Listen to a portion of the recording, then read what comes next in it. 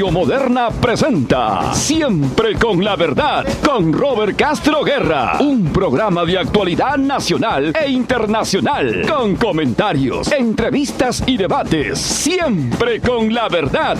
Ya queda con ustedes Robert Castro Guerra.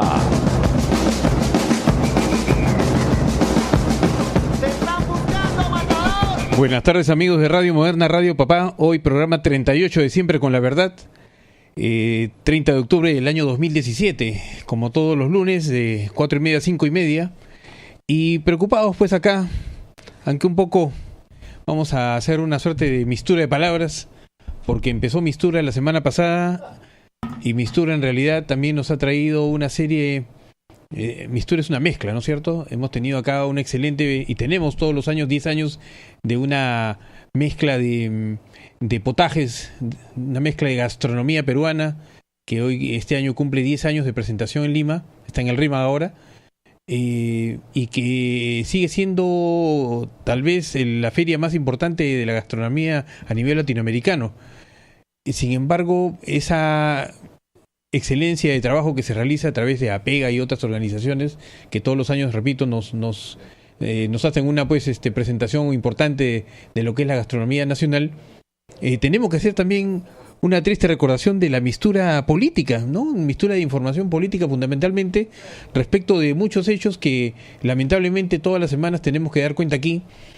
Porque este es un programa, si bien es cierto, político, también es un programa social, es un programa cultural, es un programa deportivo, es un programa donde tenemos que atender las diversas problemáticas que se presentan semana a semana, repito, aquí en nuestro país.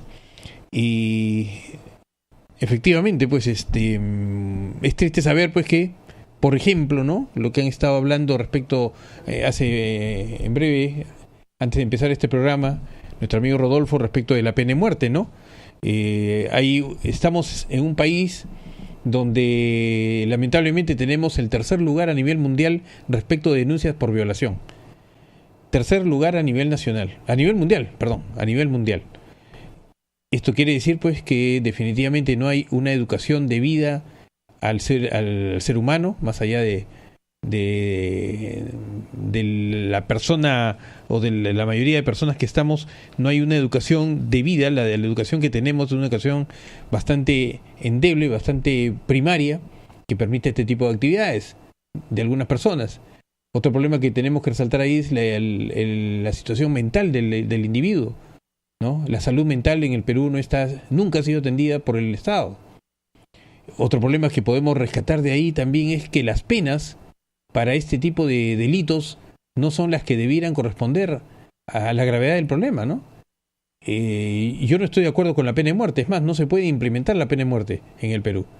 Es demasiado expresar una situación como lo que ha manifestado el ministro de Justicia, el señor Mendoza, que dice que él está de acuerdo y que promovería y que haría, bueno, en fin, eso es, si bien es cierto, no hay imposibles en ninguna parte del mundo, pero para que nosotros procedamos de manera, digamos, inmediata o de acá a unos años, tendría que pasar por todo un proceso para renunciar al pacto de San José de Costa Rica. Tenemos que renunciar a una serie de convenios internacionales y definitivamente creo que el tema no va por ahí. Recordemos también, a propósito de esta situación de las violaciones, hace muchos años salió un delincuente que fue detenido y luego fusilado, que se le conoció como el monstruo de Armendáriz. El monstruo de Armendáriz, que fue un sujeto que justamente por el sitio Armendáriz, ¿no?, el puente Armendáriz, se encontró una persona asesinada, un menor asesinado, y alguien dijo por ahí que habían visto a una persona con determinadas características, y este sujeto que pasaba por ahí, vivía por ahí de manera ambulatoria, fue identificado prácticamente como el asesino de este menor. Finalmente, los años pasaron, ya con las evidencias que se podían investigar con la tecnología más avanzada, se determinó pues que este señor no había resultado ser el asesino, y al señor lo crucificaron, lo fusilaron. Entonces, ¿quién nos garantiza que la justicia, más aún en el Perú, donde la corrupción es pan de cada día, nos diga que esa sentencia va a ser verdaderamente la que corresponda a determinado delito. Si ahorita hay muchos presos que están no solamente sin sentencia, sino sentenciados injustamente, ¿no? Presos, no estamos hablando de pena de muerte. ¿Cómo sería pues a uno se le aplica pena de muerte y resulta pues que no es el culpable? ¿Cómo se puede revertir ello? Tal vez una pena de prisión, bueno, se puede revertir, bueno, no hay cómo calificar, no ha pasado por esta experiencia, ¿no? Pero me imagino pues que uno pueda revertir el Estado, tal vez resarcir el daño económicamente, qué sé yo, 1000 maneras que se puede hacer a una persona que está viva. Pero cuando una persona ya no está pues viva, ha fallecido, se le ha determinado esta pena capital, ¿cómo se le va a resarcir el daño? A los herederos, ¿qué se gana con que yo resarcí el daño a los herederos y mi padre, mis tíos, qué sé yo, personas que pueden haber sufrido esta sanción máxima y son inocentes? ¿Cómo van a recuperar esos años perdidos, esa vida perdida? Entonces, se supone que los delitos tienen que ser sancionados, evidentemente, de manera con lógica. Se supone que las sanciones son aplicadas con el fin de rehabilitar al individuo. Tiene que rehabilitarse al individuo y también para protegerse a la sociedad, por supuesto. Pero esa rehabilitación no podría ser efectiva si es que el individuo ya no existe. Entonces, no sería una pena, no sería una sanción penal, la pena de muerte, valga la redundancia del término, porque el individuo ya no existe. Entonces, ¿qué rehabilitación va a haber? Hay una eterna discusión entre mortícolas y entre abolicionistas, ¿no?, de la pena de muerte, pero creo que en el momento no es el debido. O sea, si bien es cierto, nos indigna que estas situaciones pasen, que todavía estemos pues preocupadísimos pues porque somos el tercer país a nivel mundial donde las violaciones se dan, pero no es el caso que un ministro de justicia, en este caso, pues esté enarbolando la bandera mortícola para distraernos. A mí me parece una distracción. Cuando hay otros, bueno, es un tema muy importante, pero con debatir el tema de la pena de muerte, cuando no se puede aplicar la pena de muerte, repito, porque los procedimientos nos impiden ello, entonces estamos hablando de que algo se está tramando, algo quieren discutir la pena de muerte para evitar la discusión de otras cosas, para tapar otros temas. Hemos visto pues como paralelamente, ¿no?, otra dentro de esta mistura de tristes informaciones está lo del fenómeno del Niño. Pues ya estamos a pocos meses de empezar el verano, ¿no?, y el fenómeno del Niño ya nuevamente va a hacer estragos en nuestro país, y lamentablemente el zar de la reconstrucción renunció, y esta reconstrucción sin corrupción que anunció pues quedó allí paralizada. Y no se sabe qué va a pasar porque la propuesta que tiene el gobierno parece que no es la que quiere la bancada fujimorista en el Congreso. Entonces van a bloquear el avance de esta comisión, esta comisión pues, ¿no?, de reconstrucción, esta función del SAR. Entonces parece que están cubriéndose eso. ¿Están cubriendo qué? Ahora no es solamente la renuncia. ¿Por qué está renunciando Pablo de la Flor? No le han dado todas las potestades que se anunció para resolver este problema inmediato. No era tal vez la persona más idónea desde el punto de vista político, no sé si técnico, para resolver este problema del país. Ya habíamos sufrido un ejemplo negativo cuando fue el terremoto en Pisco, el año 2007, con Forsur, ¿no?, que fracasó Fabre, un empresario también que estaba en el tiempo de Alan García. Fracasó, renunció y quedó todo ahí. Y vemos cómo Pisco hasta ahora está sufriendo los estragos de esa paralización que hubo por parte del Estado en ayudarlos. Y vamos a pasar también 10 años esperando que Piura, Tumbes y toda la región del norte puedan tener resultados positivos de esta reconstrucción. ¿Se está cubriendo eso?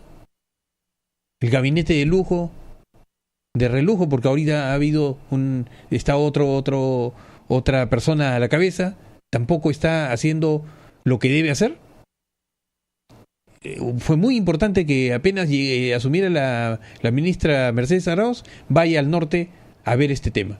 Pero parece que todo fue Aparentemente todo fue para la foto, todo fue para las cámaras, pero al final se ha quedado ahí. No hay avance.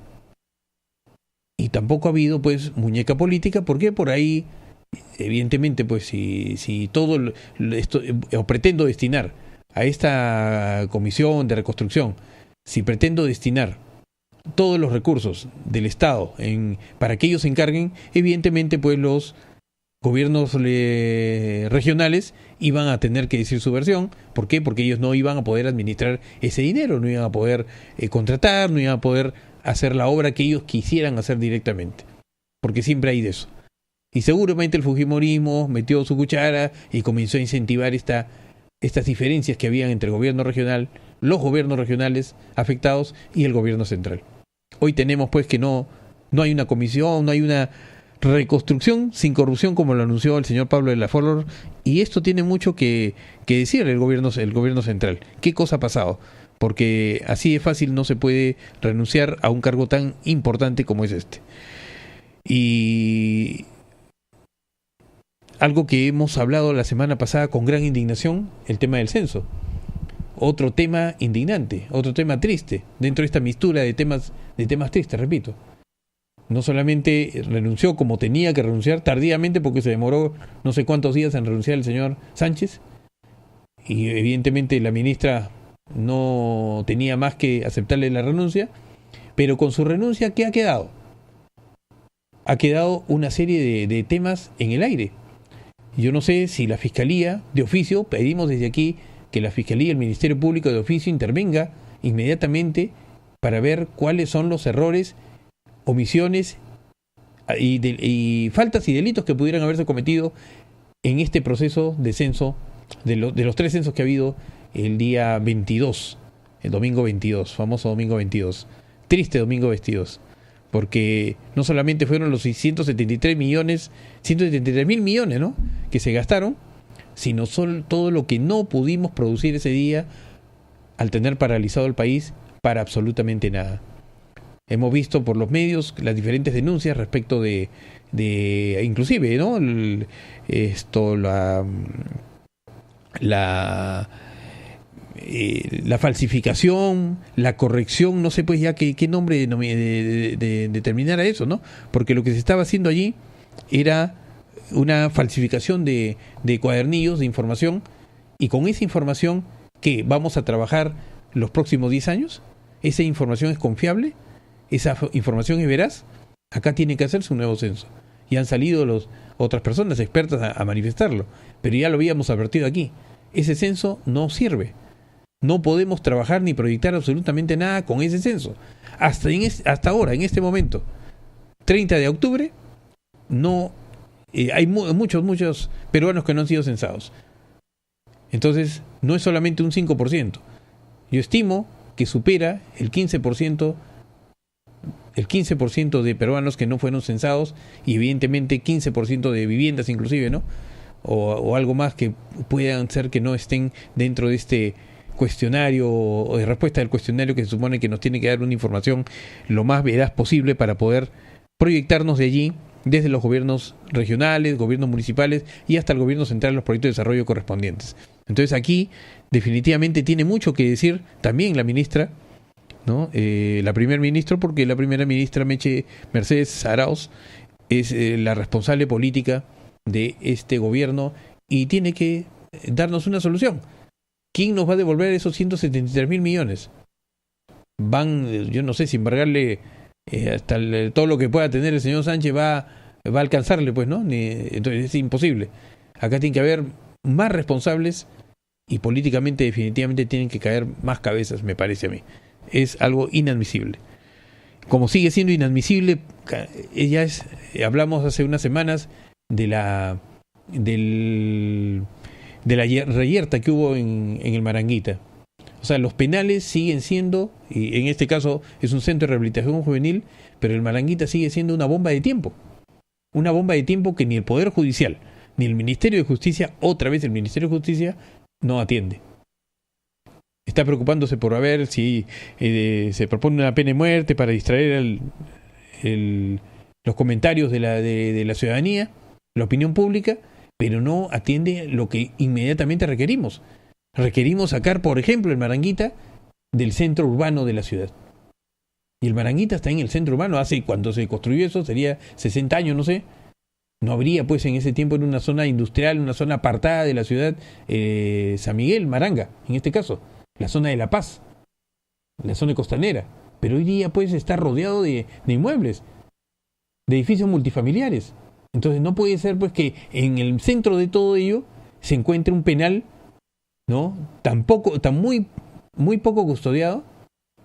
No, son 4 manzanas donde hay no sé cuántos internos, cientos de internos que están allí en condiciones definitivamente que no corresponden a lo que debería ser. No son, y evidentemente pues los muchachos aprovechan de la situación, aprovechan la coyuntura para hacer sus reclamos, y esos reclamos repercuten en perjuicio de la ciudadanía. El Ministerio de Justicia y el Poder Judicial tienen que resolver el tema ya. Cada mes no podemos estar dando cuenta de un escape, de un incendio, de una reyerta, porque no puede ser, la ciudadanía no puede vivir de manera prácticamente viendo qué pasa.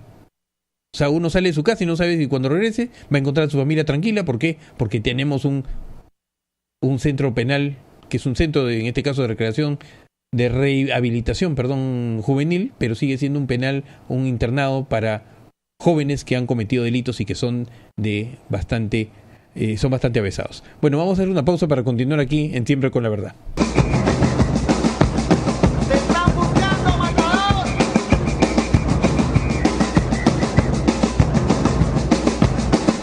Continuamos aquí en Siempre con la Verdad, Radio Moderna, Radio Papá, y como les decía, pues tenemos una serie de temas lamentablemente tristes, una mistura de información negativa que hasta ahora no podemos pues revertir en estas semanas que tenemos acá. Ya son 38 semanas que tenemos en Siempre con la Verdad y no terminamos de hablar de los problemas diversos que tiene nuestra política, nuestro desarrollo. Triste saber, por ejemplo, ¿no?, que pese a los compromisos o a los anuncios que ha hecho la bancada fujimorista, tenemos todavía pues que esperar si aprueban o no la delegación de facultades que ha solicitado Mercedes Arauz, por ejemplo, luego de su presentación en el Congreso. No sabemos si, por ejemplo, se están dedicando a cubrir, ¿no? Están tratando de chalequear, como se dice, a Keiko Fujimori, la bancada fujimorista, respecto de las denuncias que ya se están investigando, ¿no?, por dentro del marco de la ley del crimen organizado, ¿no?, que otras personas ya, otros expresidentes también están dentro de ese marco legal. Entonces, el Congreso es hecho ¿para qué? Para proteger políticamente en este caso a una posible candidata presidencial, para proteger políticamente a un político o una política como es Keiko Fujimori, o se ha hecho para avanzar, dar leyes, gobernar con el gobierno de turno, en este caso el Ejecutivo. ¿Para qué se ha hecho? Entonces tenemos acá un grave problema que hasta ahora, desde que empezó el gobierno, no ha podido resolver. PPK ha pretendido dar su brazo a torcer, ha tirado flores, pañuelos de regalo, etcétera, una serie de temas ha logrado ejecutar, pero parece que no hay respuesta de parte del legislativo, en este caso de la bancada fujimorista, que es la que gobierna el legislativo. Y bueno, ayer tuvimos una nueva encuesta, donde si bien es cierto, PPK ha subido, ¿no? Esta es la encuesta de GFK. Ayer publicó en La República, ¿no?, donde PPK tiene un 25%, 22% tenía en el mes de septiembre, 19% obtuvo en el mes de agosto. Entonces ha habido un crecimiento de 6 puntos desde agosto, digamos que fue el punto más bajo de su gestión. Pero también tiene un 71% de desaprobación. 71% que no considera que el gobierno de Pedro Pablo Kuczynski esté conduciendo correctamente esta administración. Entonces, ¿qué cosa está pasando? ¿Seguimos teniendo un gobierno débil? ¿Vamos a terminar así todo este gobierno? ¿Terminará por último PPK este gobierno? Porque así las cosas, mucho se puede decir respecto de esta situación que lamentablemente preocupa. Preocupa sobremanera porque, inclusive, otro cuadro, otra pregunta dice, ¿usted cree que la relación del Congreso con el Ejecutivo es conflictiva? Tiene un 57%. Tensa 30%, cordial 7% y no sabe, no opina 6%. No, este es en el mes de agosto. En el mes de septiembre, 50% y actualmente 49% en el mes de octubre. De conflictiva, es una situación conflictiva, o sea, si bien es cierto, pareciera que hubiera bajado algunos puntos, sin embargo, ese es casi 49%, 50% de consideración por parte de la ciudadanía en esta encuesta de opinión, dice mucho de lo que se espera de este gobierno, de lo que se espera del Perú. Y estamos también en una situación bastante complicada, la situación económica no es la que se había anunciado y vamos a ver qué es lo que pasa en las próximas semanas. Y diría, otra pregunta, ¿no? ¿Usted diría que la forma de que PPK viene conduciendo su gobierno es muy buena o buena? 8%. Regular tirando para buena, 29%. Regular tirando a mala, 32%. Muy mala, 31%. O sea que hay un 32% que, a ver, sumado los 31 más los 32 son 60, más del 60% considera que esta gestión de PPK no es positiva conduciendo el gobierno de la nación. Entonces, lamentablemente, esta es la aprobación que recibe de la ciudadanía, esta es la consideración que tiene el pueblo respecto de la administración de Pedro Pablo Kuczynski. Y bueno, en el caso de los ministros, por hablar de Mercedes Arauz, que está como primer ministro, en su primer mes de gestión, recibe un 45% de aprobación. Sin embargo, hay un 46% que desaprueba. O sea, mitad. Claudia Cooper, ¿no?, como ministra de Economía, tiene un 34% contra 48% de desaprobación. Pero, ¿qué pasa? Que aquí lo que tenemos que resaltar son varios temas, ¿no? En el caso de PPK, si bien es cierto su aprobación es muy baja, el oxígeno que significa Mercedes Arauz en el gobierno es positivo, pero no lo sabe aprovechar. Parece que todavía no han encontrado la muñeca política que pueda, digamos, ser el punto de quiebre a favor de la ciudadanía. Porque pueden tener a lo mejor la mejor habilidad técnica, sin embargo, no están demostrando habilidad política. La renuncia de Pablo de la Flor, repito, es una demostración de la falta de muñeca política de parte del gobierno para resolver los problemas del país. Pablo de la Flor se vendió como un buen técnico, ¿no?, un empresario, representante del nivel empresarial, que pudo haber hecho a lo mejor mucho, como en su momento se anunció con Fabre hace 10 años. Sin embargo, el fracaso de ellos, repito, es respecto de la poca muñeca política en el momento de accionar. Y en el caso del ministro Basombrío, porque acá hay una preocupación tremenda por el tema de la inseguridad ciudadana, ¿no? ¿Usted aprueba o desaprueba el desempeño del ministro del Interior, Carlos Basombrío? Aprueba, dice aquí, 36%. Desaprueba, 53%. Definitivamente, ante esta situación, pese a que anuncian semanalmente las capturas de muchas redes de delincuentes, ¿no?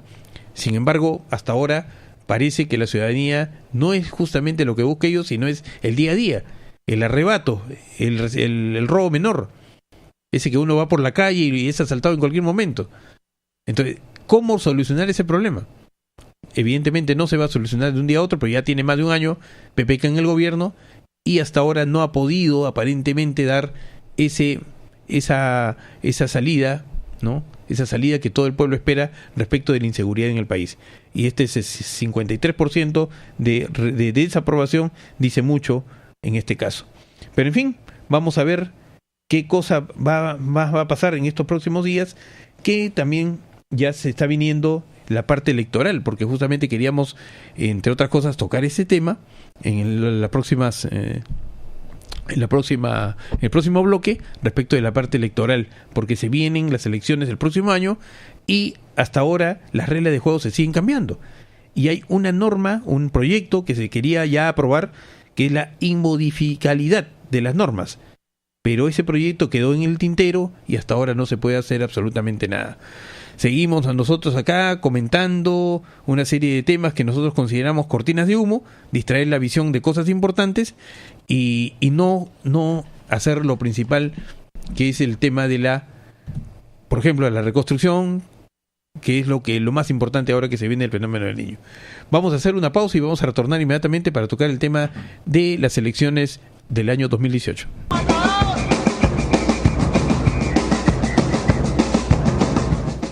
Continuando aquí siempre con la verdad, programa número 38, Radio Moderna, Radio Papá. Y decíamos pues que, ya entrando a la segunda parte de este programa, estábamos esperando al ingeniero José Saavedra, que nos anunció su presencia para conversar varios temas. El principal son en términos generales, las nuevas reglas de juego para la selección del próximo año.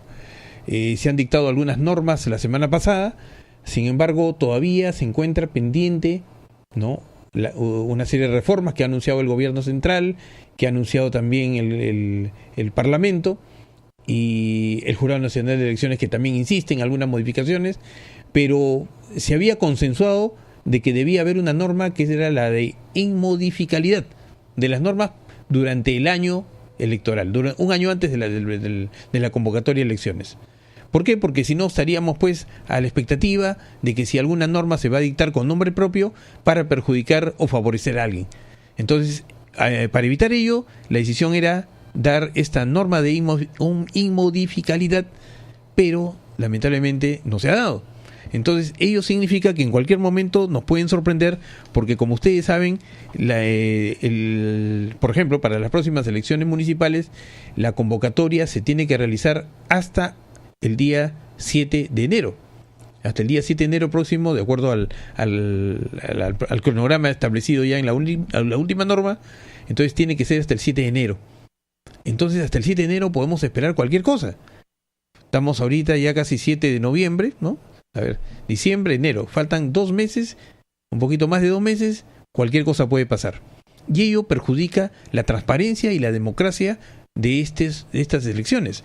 Ya lo sufrimos, ya lo vivimos en las últimas elecciones generales, ¿no?, cuando sacaban normas y el mismo jurado dictaba disposiciones de última hora a fin de favorecer o perjudicar a algún candidato, ¿no es cierto? Inclusive, hasta ahorita se está discutiendo el tema de, por ejemplo, si el APRA, por poner un ejemplo, si el APRA había pasado o no la valla electoral, porque como eran una alianza, el APRA salió con 2 o 3 organizaciones, estaba el PPC y estaba el grupo de Vamos Perú, con el señor, o del partido del señor alcalde del Callao. Se juntaron los 3 y de acuerdo a la norma correspondía un mínimo de 7%. Un mínimo de 7% para poder pasar la valla electoral y tener un asiento en el Congreso. Lamentablemente, el APRA no pasó, no llegó al 7%, superó sí el 5%, y sacaron por ahí pues una disposición para considerar que ese 5% sí le consideraba el APRA y no el 7% que ya se había aprobado la ley. O sea, como les digo, acá puede pasar cualquier cosa, y he puesto solamente este ejemplo. Si hubiese ejecutado bien la norma del 7%, hoy no tendríamos en el Congreso ningún miembro del APRA, el PPC no llegó ninguno, y tampoco en este caso de la bancada o del partido de Vamos Perú, que tampoco tiene ninguno. El APRA metió prácticamente a todos, pero no tendría un asiento ni Mulder, ni El Castillo, ni ningún otro miembro del partido aprista. En fin, así están las cosas, así parece que siempre se ha llevado a cabo, y que ahora, ¿por qué conocemos más las cosas? Porque definitivamente los medios de comunicación, la internet y la alta tecnología hace que de alguna manera conozcamos un poquito más y nos indignemos más. Ojalá pues que estos medios de comunicación funcionen y sirvan justamente para los objetivos de desarrollo democrático que siempre estamos ávidos de tener en el país. Pero repito, las elecciones son el 7 de octubre del próximo año. Y de acá al 7 de octubre del próximo año, convocándose el 7 de enero del 2018, vamos a tener graves problemas si es que se modifican algunas de las normas antes mencionadas. Y bueno, ¿quiénes son los candidatos? Tenemos ya varios que han anunciado su presencia en las próximas elecciones municipales. a nivel de Lima Metropolitana, que es el segundo cargo más importante de elección nacional. El primero definitivamente la Presidencia de la República, el segundo es la Alcaldía de Lima. Y para alcalde de Lima hay algunos nombres que ya se están mencionando. El señor mismo, el actual alcalde de Miraflores, ¿no? Acaba de anunciar por lo menos su precandidatura a través de un partido, del Partido Acción Popular. Es el último, parece que ha salido ya en vitrina. Tenemos el señor, otro alcalde, el alcalde Comas, ¿no? Que está también haciendo su trabajo a nivel del Cono Norte, ¿no es cierto? Pero es la suma de todos, se llama su organización. Tenemos otro candidato, que es el señor del partido. Están juntándose varios partidos. Y el señor José Luna Gálvez, por ejemplo, que tiene también una suborganización que está también en proceso de inscripción, ¿no? También tenemos a Esther Capuñay, que va también para Lima, tiene su organización Lima Va, que está ahorita en proceso de alianza con otra organización que es Unión por el Perú, y de la cual saldría pues un nuevo partido político, una nueva presentación, un nuevo símbolo que va a significar una candidatura nueva para las elecciones de Lima Metropolitana. Tenemos otro candidato, también el señor Gagó, tenemos por ahí también otro candidato el señor Ocrospoma, tenemos otros candidatos. Hay una serie de candidatos que el señor Lai también había anunciado su candidatura, sin embargo ha quedado ahí un poco que no dicen nada, ninguno de su partido. Han anunciado sí que iba, pero se han quedado también ahí en el tintero. Vamos a ver en qué queda este partido, el partido del señor Lai, que es el pastor Lai. Más o menos tendríamos ahorita un promedio de 10 candidaturas. De estas 10 candidaturas, no sabemos si van a significar que sean verdaderamente los que representen a la población, en este caso limeña, de todos los sectores, porque acá tenemos, como repito, 4 Limas. Entonces vamos a ver cómo se va más o menos acomodando el panorama electoral, pero sí tenemos que tener claro de que ninguna regla de juego puede apartar o colocar a alguien como alcalde. La idea es que haya una democracia. Y me estaba olvidando de un candidato importante también, que es el señor Enrique Cornejo. Enrique Cornejo estaba inscribiendo también su organización. Habían problemas, tengo entendido. Sin embargo, parece que sigue adelante. Vamos a ver en qué queda. Entonces tenemos una gama de candidatos para poder elegir. Y en breve seguramente ya podremos acá conversar con varios de ellos para saber cuáles son las propuestas para Lima importantes. Porque acá tenemos primero el tráfico. El tráfico es el principal problema después de la seguridad ciudadana, ¿no es cierto? Porque, bueno, la seguridad ciudadana ya es un tema nacional, pero en el caso de Lima, el transporte terrestre de las vías urbanas es terrible. Comentaba, ¿no?, que habíamos ido a Mistura, habíamos visto una feria importante de la gastronomía nacional, pero para llegar a Mistura fue toda una odisea, casi 2 horas. Y por ahí estaba viendo un informe, ¿no?, de una institución que ha hecho un estudio acá en el Perú, de que el peruano para llegar a su trabajo se demora 2 horas, de donde esté. 2 horas. O sea, aparte de las 8 horas laborales, entre comillas, porque a veces son más, muchos más, de acuerdo al trabajo que uno desarrolla, son 2 horas más para llegar a su destino y 2 horas más para regresar a su casa. O sea, estamos hablando de que si yo tengo que entrar a las 8 de la mañana, tengo que salir por lo menos 6 de la mañana de mi casa, sea donde viva, y para retornar 2 horas después. Prácticamente todo el día en la calle, de las cuales 4 horas las pasamos en una tortura terrible que significa el viaje a través del circuito que tenemos, de las redes viales que tenemos en Lima Urbana. Esto tiene que acabar. ¿Cómo? No sé si a través de vías expresas, si regulando el transporte a través de las placas de rodaje. No sé si anulando una serie de movilidades de buses públicos que están ya para chatarra. No sé, eso lo tienen que plantear cada candidato a alcalde. Y acá tenemos que tener también la suficiente solvencia para poder elegir la persona que consideramos que puede hacer realidad ese sueño de tener una Lima una Lima donde podamos vivir mejor. Un segundo tema, aparte del tráfico terrible que, repito, viene a ser el principal problema nacional, son las inversiones de obra pública que hace la Municipalidad de Lima. Mucho se ha discutido de las obras públicas que hace, sea para el desarrollo de pistas, para el desarrollo de veredas, o para la construcción de veredas, para la construcción de puentes, etcétera. Esa inversión es muy discutible. ¿Por qué? Porque tenemos un problema acá de corrupción. Lamentablemente la corrupción sigue siendo un grave problema en el país. Y las municipalidades, bueno, no se quedan atrás. Hay un tema que es controlado, definitivamente. Es un tema controlado por la Contraloría, por las diferentes SOCIs, pero hasta ahora aparentemente no hay un control debido.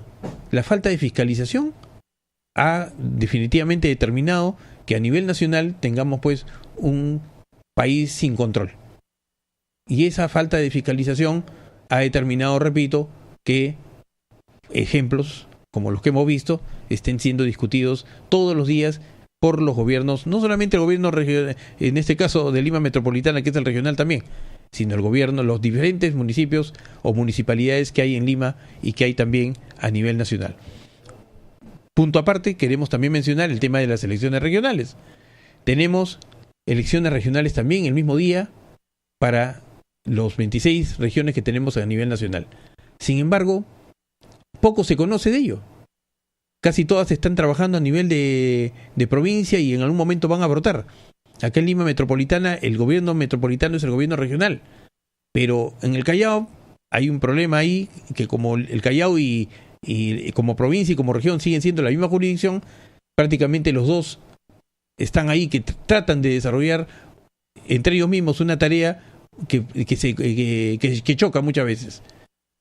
Vamos a ver también el tema de la corrupción.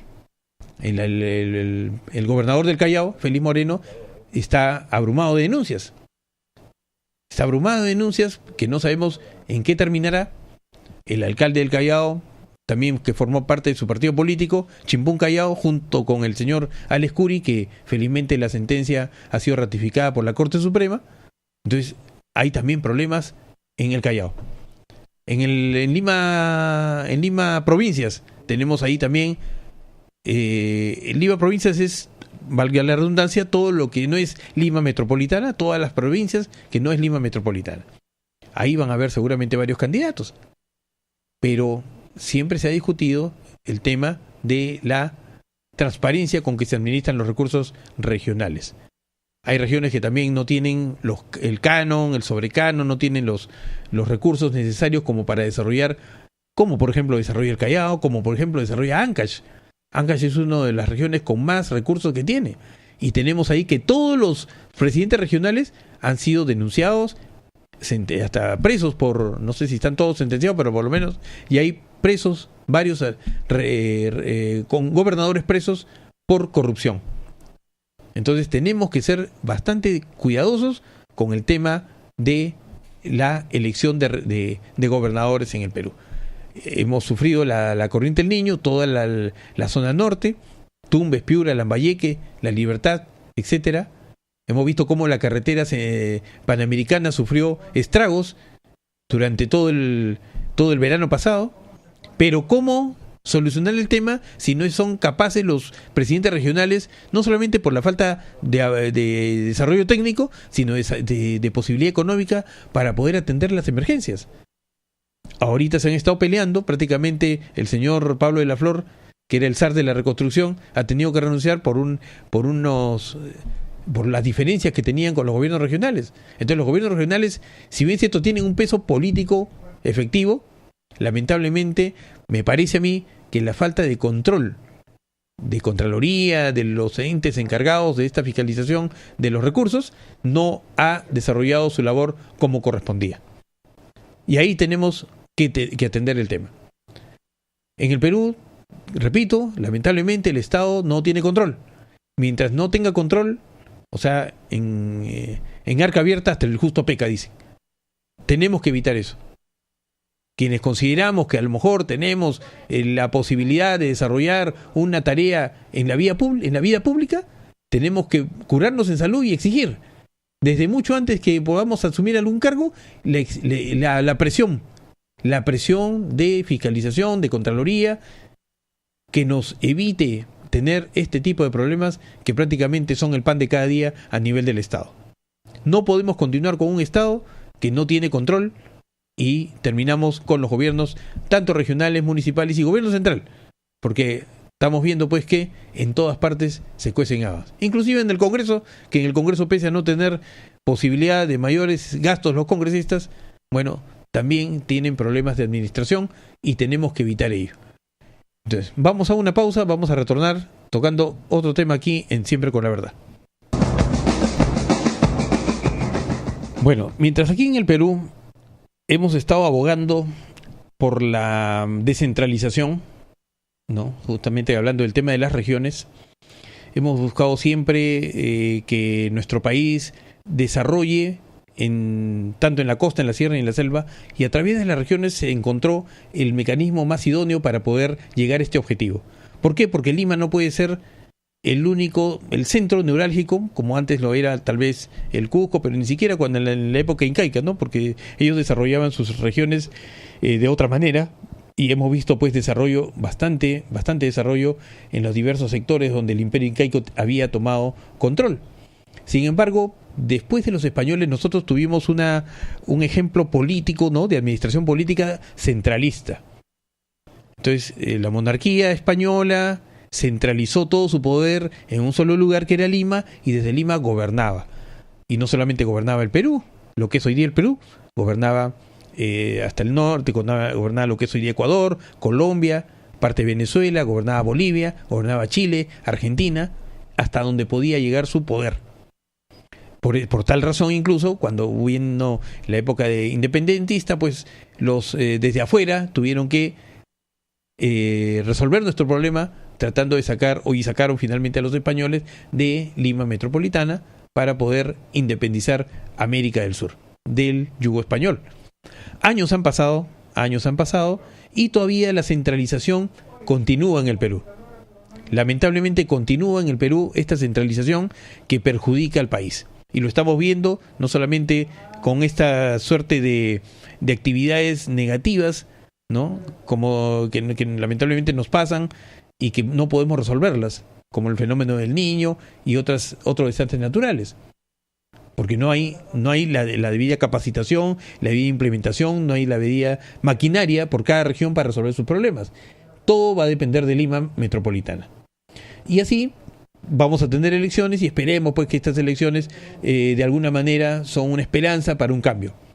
Mientras que acá en Perú estamos tratando de que ello sea así, en España justamente hemos tenido en estas semanas o estos últimos meses ya una clarinada de alerta respecto de esa misma centralización o descentralización.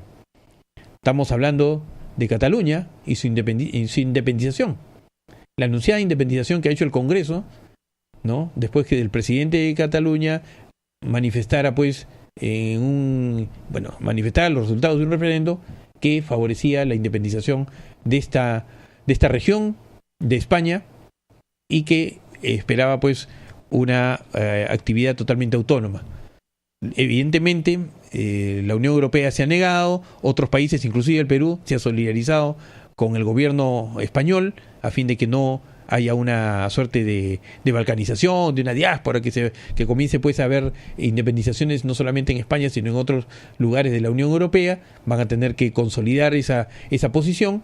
Sin embargo, veámoslo de otra manera. Más allá de si tienen derechos, si no tienen derechos, si es justo o no es justo el tema de la independización de Cataluña, que en un referéndum tranquilamente que sea absolutamente democrático se puede dilucidar. Por un lado ya han hecho uno los mismos señores de Cataluña, la misma población ha hecho un referéndum que el gobierno español no ha considerado válido. Ahora se está anunciando otro referéndum, vamos a ver qué pasa, qué resultados hay. Pero más allá de esto, ¿qué tenemos todavía en España? Tenemos todavía una monarquía ¿Qué tenemos en varios países de Europa? Tenemos varias monarquías. Bueno, ya se abrió la monarquía de Inglaterra, ¿no? La reina de Inglaterra en realidad, la Gran Bretaña se abrió de la Unión Europea, pero todavía existen monarquías. O sea, se supone que estamos avanzando, estamos evolucionando como seres humanos, como personas, como sociedades, como comunidades, y todavía necesitamos tener monarquías que nos gobiernen. No son monarquías absolutistas como antaño. Hemos evolucionado en algo. Son repúblicas monárquicas o monarquías presidenciales, como quiera llamársele. Pero ¿es eso lo que merece el ser humano de hoy? ¿El ciudadano de hoy? ¿El ciudadano del mundo? ¿Tener todavía monarquías? ¿No podríamos repensar este tema de las monarquías en el siglo XXI? No estamos en siglos anteriores, estamos ya en el siglo XXI. Y todavía tenemos monarquías, tenemos reyes, tenemos reinas, príncipes.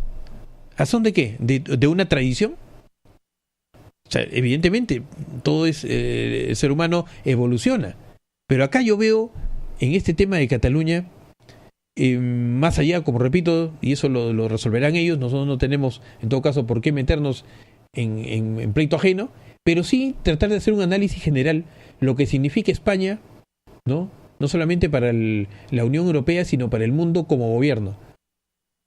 Entonces, todavía tenemos una monarquía ahí, que es definitivamente muy débil comparado con las monarquías absolutistas que habían antaño.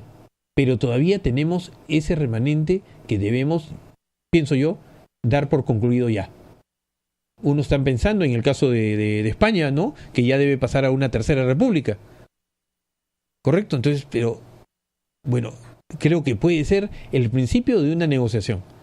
Creo que ese puede ser el punto de partida para que haya verdaderamente una negociación a nivel, qué sé yo, de toda España.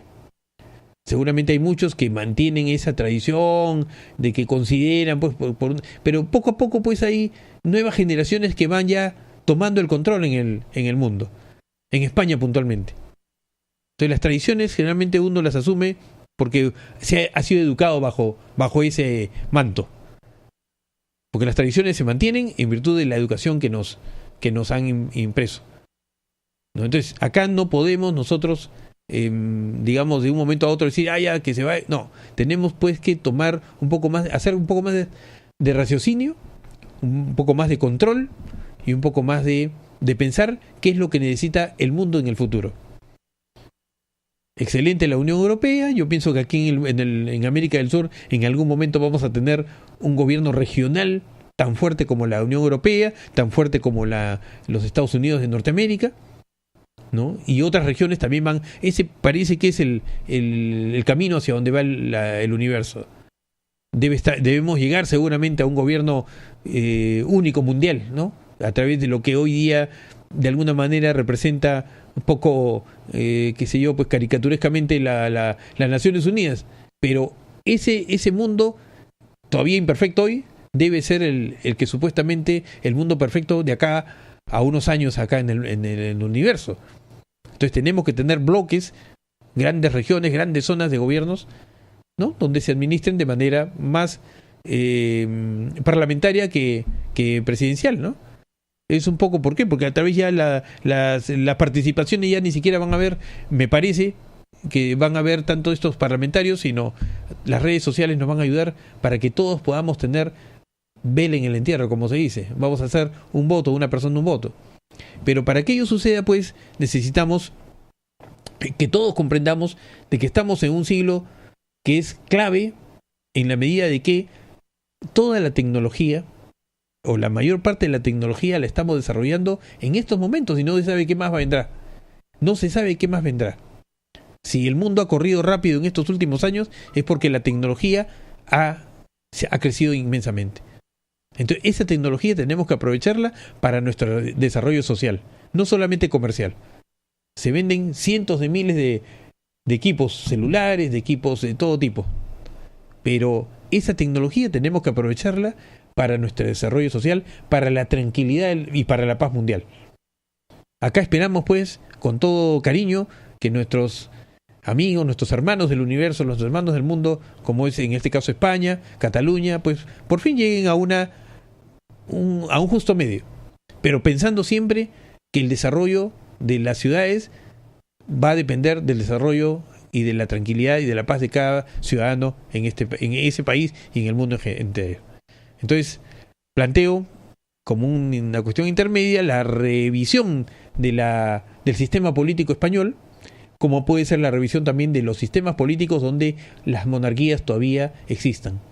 Tenemos ya que dar por concluido esta etapa de la historia, que si fuera positiva, si fuera negativa, eso lo dejaremos para los estudios posteriores, pero en estos momentos considero de que debemos dar ese gran paso para una mayor unidad del ciudadano del mundo.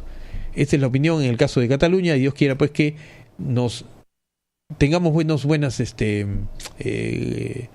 prontas noticias positivas y no estemos viendo pues cómo se enfrentan personas por nada, ¿no? O sea, hay que reconocer, España se fajó por Barcelona, ¿no? En algún momento Barcelona era una ciudad bastante depreciada económicamente.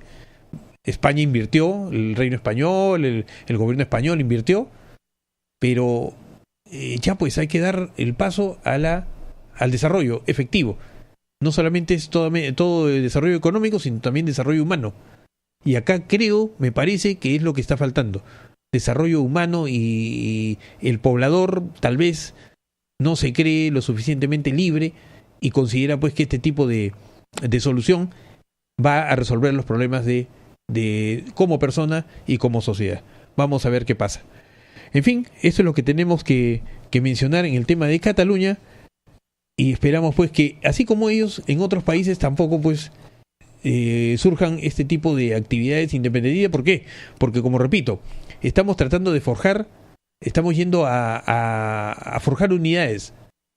Acá estábamos discutiendo hace tiempo y hablamos con uno de nuestros entrevistados respecto de las fronteras. Acá en el Perú tenemos un problema de frontera con varios países, todos los países tienen su... Pero, ¿qué nos perjudica o qué nos beneficia una frontera? El aspecto económico, de unos cuantos. Ha corrido en las redes la última semana respecto de un tema importante de cuál fue el motivo de la guerra con Chile, la guerra del Pacífico.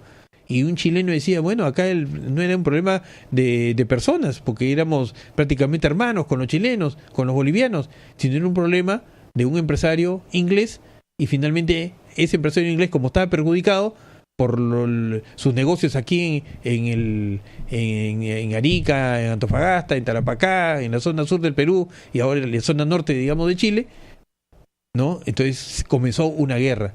Empezaron una guerra los ingleses por un tema comercial, por tocar los bolsillos de alguien. Entonces, ¿qué pasaría si algo se ha avanzado con el tema del grupo que empezó como llamándose el Acuerdo de Cartagena, me acuerdo, ¿no? Y ahora no necesitamos pasaporte para ir a diversos países de América del Sur. Sin embargo, eso tiene ya que graficarse en otro tipo dar un paso más. Ya se ha evitado que yo viaje a Chile, Argentina, etcétera. Puedo ir con mi DNI, ¿correcto? No necesito visa, pero necesitamos dar un paso adicional. Tal vez ya la conjunción de parlamentos, ¿no? Las normas se está caminando, pero muy lento. Se está caminando muy lento.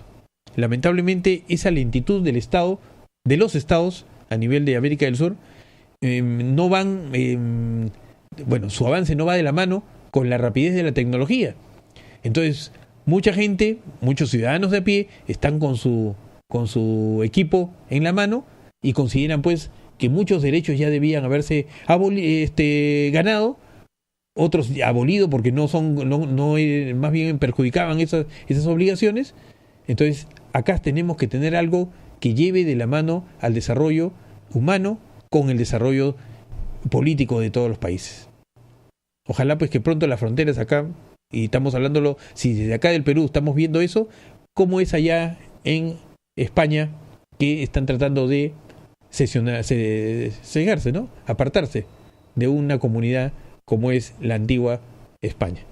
Bueno, eso es lo que teníamos que decir hoy. Queremos finalizar invitándolos para el día de mañana. Mañana es 31 de octubre, Día de la Canción Criolla. Y para todos los criollos, pues ojalá pues que más la música criolla que la música de Halloween es la que prime. Todo el mundo tiene su derecho a celebrar como quiera, pero acá tenemos que mantener esa cultura, y a través de la música criolla creo que nos puede dar un refuerzo emocional, un refuerzo psicológico a esa unidad que siempre se busca en el país. Yo particularmente los invito para mañana 31 a partir de las 6 de la tarde en San Miguel, en la Hacienda Maranga, que esto está al costado de Iraoka, para celebrar juntos el Día de la Canción Criolla con todos los que... Bueno, va a haber todo, va a haber mistura, va a haber pisco, va a haber todo lo que la música criolla requiere. Muchas gracias y estamos la próxima semana aquí en Siempre con la Verdad.